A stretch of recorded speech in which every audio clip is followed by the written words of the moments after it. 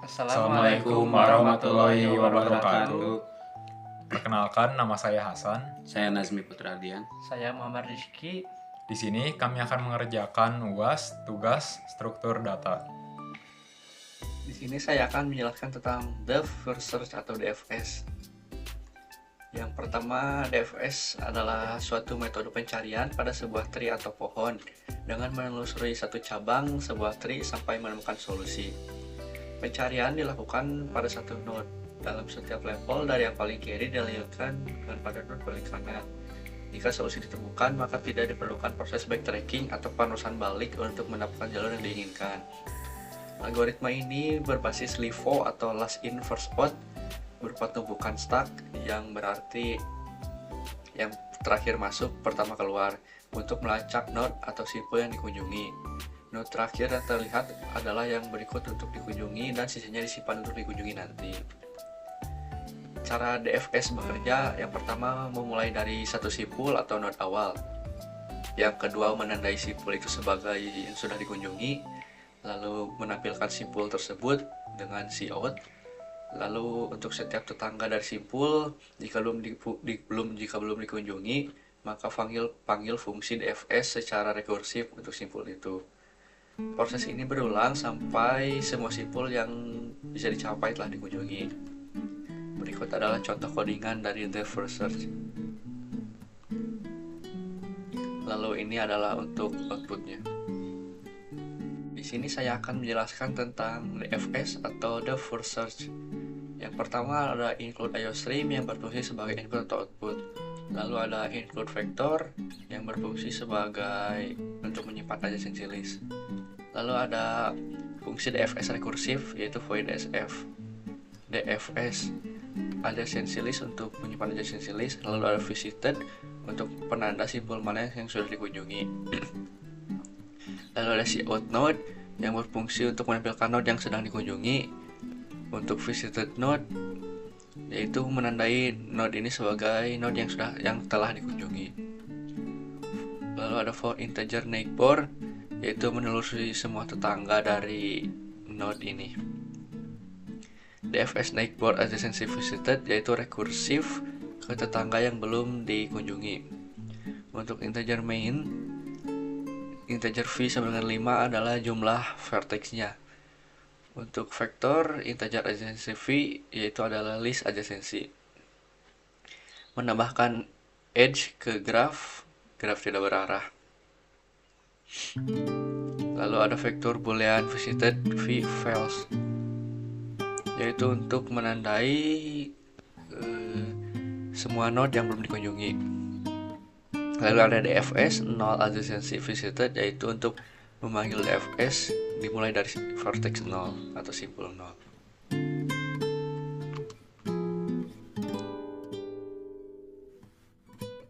Output berikut adalah outputnya. Output DFS transposal dimulai dari vertex atau simpul 0 yaitu 0, 1, 3, 4, dan 2. Oke, di sini saya akan menjelaskan tentang materi Dijkstra. Dijkstra sendiri itu merupakan sebuah algoritma untuk menyelesaikan masalah dengan tujuan mencari lintasan terpendek dalam sebuah graf berarah dengan bobot-bobot sisi yang bernilai positif atau tak negatif. Algoritma Dijkstra merupakan jenis dari greedy algorithm atau algoritma rakus. Di sini ada langkah-langkah menggunakan metode tabel. Untuk Dijkstra ini yang pertama, buat tabel dengan kolom sebagai tempat nilai atau jarak dari simpul, sedangkan baris sebagai posisi simpul. Yang kedua, pilih simpul awal dan simpul tujuan, syaratnya harus terhubung langsung. Yang ketiga, hitung nilai atau jarak dari beberapa simpul tujuan yang dipilih. Yang keempat, jika simpul telah diuji, maka pilihlah nilai atau jarak yang paling kecil. Dan yang kelima, simpul yang dipilih menjadi simpul acuan untuk tahap selanjutnya.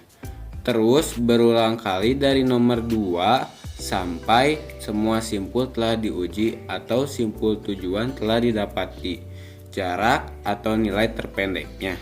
Ini ada contoh permasalahannya. Yang pertama di sini ada soal yaitu cari nilai dari lintasan terpendek dari simpul S ke simpul E. Di sini SS sama dengan 0, SA sama dengan 1, SB sama dengan 5, dan SC sama dengan tak terhingga. Kenapa di sini bisa tak terhingga seperti SD dan SE? Karena di sini jarak antara SC, SD maupun SE itu sangat jauh. Sedangkan di sini yang dicari adalah lintasan terpendeknya. Begitupun yang lainnya seperti itu. Dan didapatkan sehingga SACE sama dengan 4, SADE sama dengan 4. Oke, di sini saya akan menjelaskan contoh codingan Dijkstra. Oke, di sini saya akan menjelaskan codingan dari Dijkstra. Untuk baris ke-1 ini untuk input output, baris kedua ini adalah untuk menggunakan struktur data vektor, yang ketiga ini baris ketiga untuk menggunakan konstanta integer max, dan ketiga ini adalah sebuah library dari C++. Lalu di sini ada baris kelima yaitu using namespace std. Fungsinya agar kita per kalimat tidak menambahkan std di setiap kalimatnya. Lalu di sini ada define 7. Ini artinya untuk mendefinisikan konstanta simpul V dan jumlah graf, dan di sini simpulnya adalah 5. Lalu baris 10 sampai 20 ini mendefinisikan fungsi min distansi untuk mencari simpul dengan nilai jarak minimum yang belum dikunjungi. Lalu di sini ada baris 23 sampai 27 mendefinisikan fungsi print solution. Print solution ini untuk mencetak hasil jarak dari sumber ke semua simpul. Lalu di sini ada baris 30 sampai 47. Baris 30 sampai 47 ini mendefinisikan fungsi Dijkstra untuk mencari jarak terpendek dari sebuah sumber ke semua simpul yang menggunakan algoritma Dijkstra. Lalu di sini ada integer main. Integer main ini untuk menjalankan sebuah program atau isi dari pemrograman ini. Oke, kita coba running dari program ini. Dan hasilnya ini. Ini adalah sebuah output dari codingan Dijkstra. Maksudnya ini adalah baris 0 ke 1. Jarak terdekat dari 0 ke 1 adalah 8. Jarak terdekat dari 1 ke 8, 8 ke 2 adalah 9, dan seterusnya seperti itu. Di sini saya akan menjelaskan sedikit tentang apa itu Floyd-Warshall. Di Floyd-Warshall sendiri itu adalah algoritma yang menggunakan pendekatan program dinamis atau dynamic programming untuk menyelesaikan masalah jarak terpendek antara semua pasangan simpul dalam graf. Algoritma ini dapat digunakan untuk graf yang memiliki bobot negatif namun tidak boleh mengandung siklus negatif.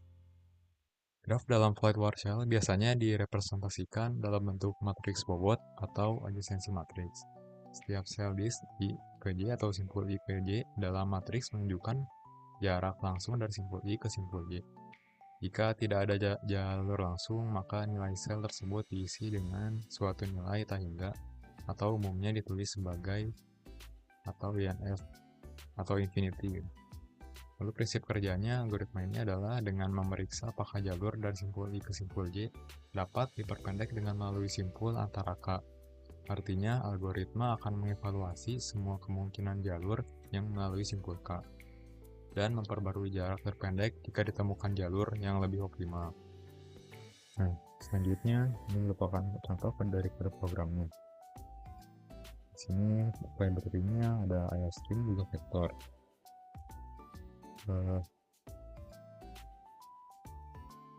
Selanjutnya di sini ada konstanta INF atau infinity.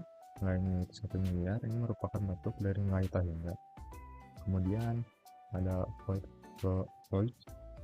Floyd-Warshall. Ini vektor dari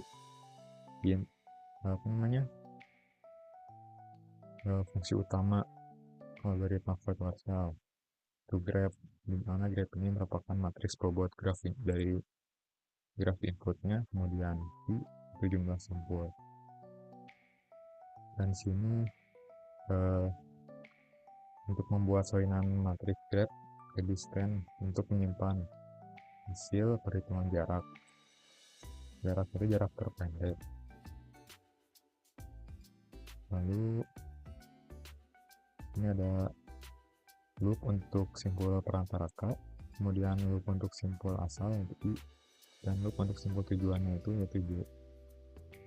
Nah, di sini pastikan bahwa I ke K dan K ke J bisa dilalui, bukan K hingga atau IMF. Nah, selanjutnya lagi ini diperiksa apakah jalur tidak langsung dari simpul I ke K lalu ke J lebih pendek dari I ke J. Selanjutnya jika iya, maka perbarui jarak dengan nilai yang lebih pendek. Mencetak hasil akhir matriks resisten. Jika nilainya hingga, maka ditampilkan IMF agar lebih mudah dibahasanya. Lanjut lagi untuk fungsi utamanya, di sini ada jumlah simpul dalam graf. Ada 4 fungsi, A, B, C, D, atau biasanya 0, 1, 2, 3.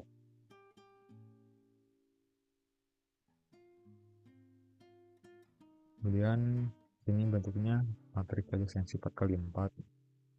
Graf dari simpul I ke J, bobot dari simpul I ke simpul J, kemudian INF sampai infinity hingga gitu.